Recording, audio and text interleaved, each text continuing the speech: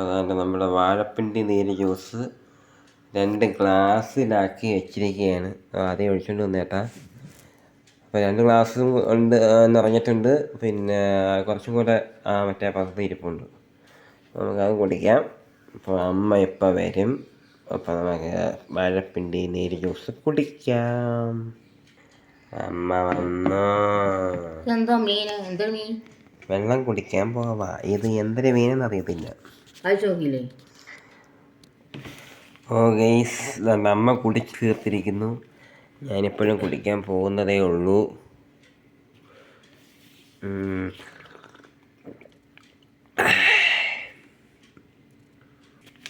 എന്ത് ടേസ്റ്റാണ് വെച്ച് വെള്ളത്തിന്? എരിയുണ്ട്. എന്താ കിട്ടും? കുരുമുളക്.